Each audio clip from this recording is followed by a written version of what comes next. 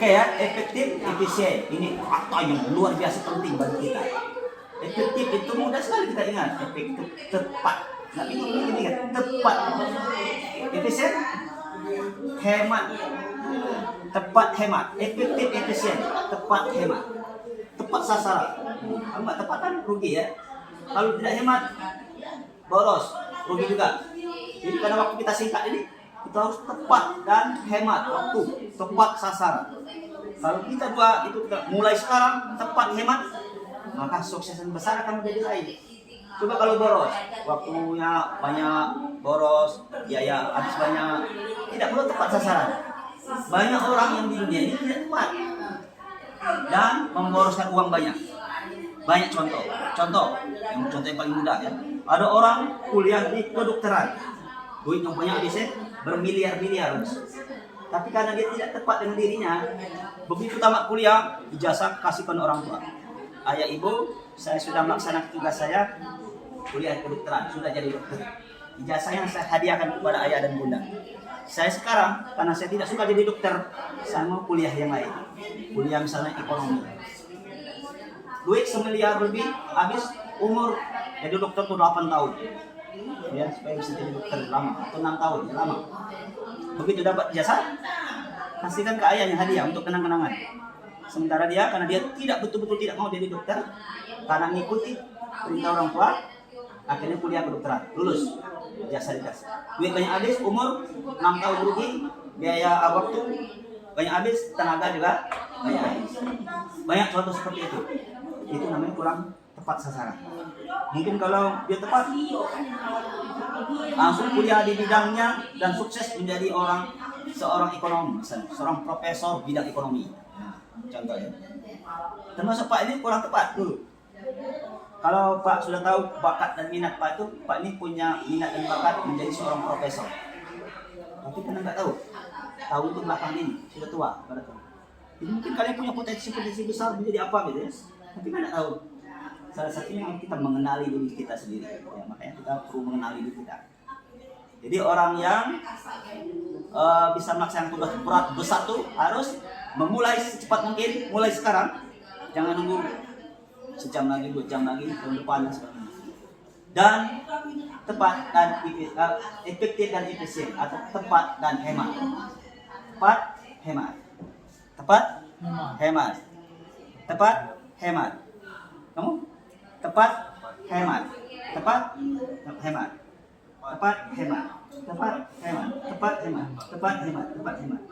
Itulah makna efektif dan efisien yang paling tepat. Jadi jangan sering dengar kata kita harus melaksanakan tugas secara efektif dan efisien. Tidak tahu apa maknanya. Bisa paham? Berkenaan kalimat tadi dari ulama besar itu, waktu kita tersedia sangat sedikit. Tugas kita begitu besar di muka bumi. Tugas sebagai khalifah di muka bumi. Nanti kalian menjadi seorang ayah, menjadi seorang guru, menjadi seorang suami, menjadi pemimpin, mungkin jadi camat, jadi bupati, jadi gubernur, jadi presiden, jadi menteri, jadi pengusaha sukses, jadi kiai, jadi apapun kalian, itu punya tugas yang berat, ya, besar, waktunya singkat. Nanti kembali kepada Allah dimintai pertanggungjawaban. Kamu sudah melaksanakan tugas apa di muka bumi? Oh, main remi, sayang kan? Oh, main ini, main itu, menghabiskan waktu secara sia-sia.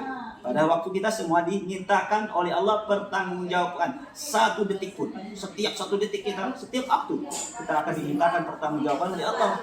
Makanya kita di padang mahsyar itu lama, berapa ribu tahun di padang mahsyar? Yang kamu baca?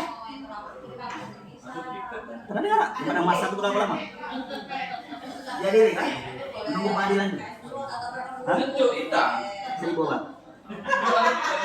Ya banyak versi ya, Pak pernah baca itu 50.000 tahun. Bayangin, menunggu di padang mahsyar nunggu giliran itu 50.000 tahun. Setiap orang akan diadili satu-satu. Kecuali orang kafir ya, tidak, orang munafik, orang musyrik langsung masuk neraka. Enggak diadili lagi. Kalau kita orang beriman diadili seberapa nanti ditimbang dan sebagainya, apakah kita diputus masuk surga atau neraka.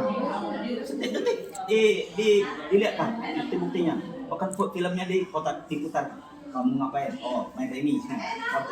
Waktu kelas 2 IDK main reming. Jadi ngapa main reming dan seterusnya. Banyak sekali ya. Makanya lama 50.000 tahun. Siapa yang tidak? Antrian 50.000 tahun. Matahari panas. Tidak bisa bayangin ya. Itu beratnya tugas kita. Makanya di dunia ini walaupun singkat, mungkin 20 tahun, 30 tahun, 40 tahun, umur orang paling tua sekarang berapa? Rata-rata sekitar 60-70 tahun. Ya mungkin ada yang lebih 80-90, tapi jarang. Yang 100 apa lagi? Jarang. Jadi singkat itu. Karena waktu kita singkat, tugas kita berat, berarti kita harus efektif dan efisien melaksanakan tugas. Belajar efektif. Makanya banyak teori-teori belajar itu belajar yang efektif dan efisien, ada kan? 5 menit bisa hafal Al-Quran 1 halaman, ada metodenya. 10 menit hafal 1 halaman. Ada yang hafal Al-Quran 40 hari, 30 juz. Ada yang 4 bulan, ya, macam-macam ya. Ada yang 6 tahun, ada yang 4 tahun. Itu cari supaya efektif dan efisien, supaya nggak lama. Alhamdulillah Pak itu sekarang mencari sanad Al-Quran ke 10 imam. Pernah dengar sanad Al-Quran ke 10 imam? 10 imam kiraan Al-Quran yang bersambung ke Rasulullah itu 10 yang di masyhur di dunia. Ada 10 imam. 10 imam itu punya murid masing-masing 2 imam. Contoh yang kita baca sehari itu baca imam siapa? Yang kita baca sehari-hari itu apa bacaan siapa? Hah? Bacaan Al-Quran kita siapa? Hah? Ada pernah dengar ada 10 imam yang diakui para ulama qiraah di dunia. Imam Syafi'i itu ahli fikih. Nah, ini punya kalian masing-masing. Imam sudah imamnya Masjidil Haram. Ada 10 imam itu adalah yang paling terkenal pakai seluruh dunia paling banyak termasuk di Indonesia adalah Imam Hafiz An-Asim. Nah, Imam Hafiz ini muridnya Imam Asim. Imam Asim itu murid dari Imam Ali. Imam Ali belajar kepada Nabi. Nabi mengajarkan kepada Imam Ali. Terus ke murid-muridnya sampai Imam Hafiz. Imam Hafiz punya murid yang sayangannya nama Imam Asim punya murid nama Imam Hafiz. Pak sudah mengkhatamkan, alhamdulillah. Imam Hafiz sudah Imam Syu'bah. Imam Syu'bah ini muridnya Imam Asim. Imam Asim dapat dari sahabat Nabi namanya Abdullah ibn Mas'ud. Tapi kalau Imam Hafiz ini dapat dari sahabat Nabi namanya Ali bin Abi Thalib. Ada 5 sahabat Nabi yang menjadi ahli Quran. Imam Ali, Utsman bin Affan, Ubay bin Ka'ab, Zaid bin Aisyah. Satu lagi Abdullah bin Mas'ud. Ada 5. 5 ini mengajar ke seluruh dunia dan paling banyak dipakai di sekarang di dunia adalah Imam Hafiz. Jadi Pak ini murid Imam Hafiz, muridnya Imam Syu'bah, muridnya Imam Ibn Hisab, muridnya Imam Ibn Saqwan, muridnya Imam Ibn Jamas, muridnya Imam Ibn Wardan. Jadi Pak sudah mengatakan 6 imam sekarang, alhamdulillah. Walaupun sekolah umum, belum satu pun mungkin ya. Minimal satu kita punya sanad kepada Nabi yang bersambung kepada Nabi. Kenapa? Karena kalau bersambung kepada Nabi itu artinya sudah dapat jaminan dari Nabi. Nabi kan menjaminkan sahabat mengajarkan punya murid dijamin pula atau diijazahkan ya. Muridnya sampai ke Pak punya gurunya sampai Nabi. Belum ada kalian ya?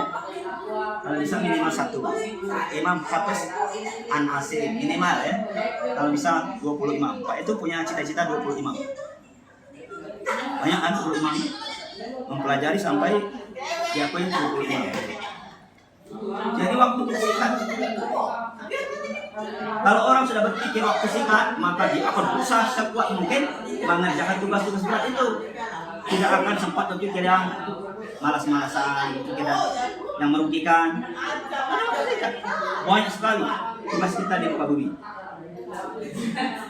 Pak punya guru namanya Imam Hasan Al-Banna. Nah, dengar dari Mesir. Belum ya? Imam Hasan Al-Banna ini punya murid jutaan orang di dunia sekarang. Dia punya pergerakan di Mesir. Imam Hasan Al-Banna pernah diceritakan muridnya yang tidur hadap pencerahan. Imam Hasan Al-Banna pernah diceritakan muridnya siapa? Imam Hasan Al-Banna. Hapus yang tadi, kamu belum itu. Imam Hasan Al-Banna punya muridnya menceritakan guru saya Imam Hasan Al-Banna itu tidur dalam satu hari 5 menit saja. Bisa bayangin tak tidur 5 menit? Karena beliau hafal Al-Quran 30 juz dan setiap hari mengulang hafalan banyak dan mengisi murid ke ribuan murid keliling di Mesir dan mendatangi kampung di Mesir. Jadi beliau mengajar pagi sampai sore sampai malam. Di tengah kesibukan beliau masih menulis ratusan kitab buku.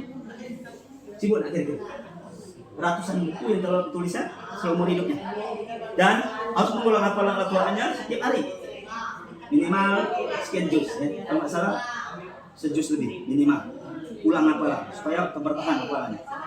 Padahal murid yang diajari dari pagi sampai sore sampai malam. Makanya murid beliau sekarang di dunia ini jutaan orang, berbagai daerah di seluruh dunia, berbagai negara ada murid.